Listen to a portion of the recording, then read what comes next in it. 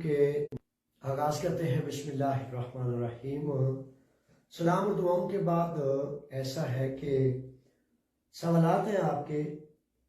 Immigration قانون کیا کہتے ہیں۔ اس میں ایک بہت زیادہ اہم چیز ہے، ابتدا میں بتاتا چلوں کہ 3 سال والا 7 سال والا قانون چونکہ بند ہے اور صرف عادیہ ارگاسیہ کا یونان کے کچھ علاقوں میں زرعی بھیڑ بکری گائے بھینس فش فارم وغیرہ ان فارمز پر صرف کچھ علاقوں میں عادیہ ارگاسیہ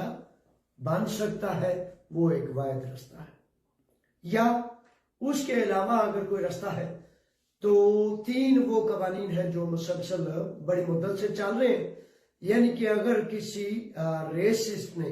فاسسٹ نے آپ پر حملہ کیا اور متعصب پن کی وجہ سے حملے، یعنی کہ آپ کے رنگ نسل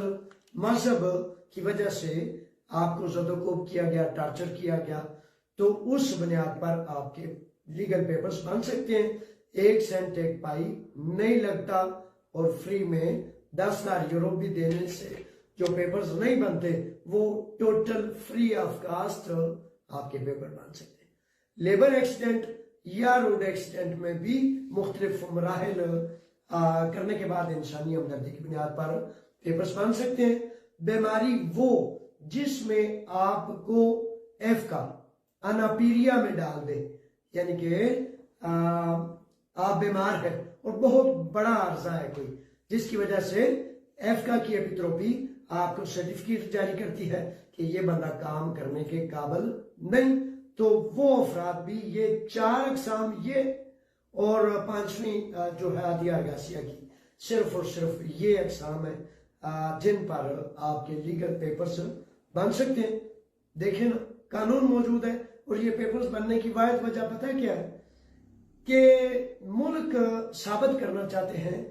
کہ عدل موجود ہے، حکومت موجود ہے، نظام موجود ہے،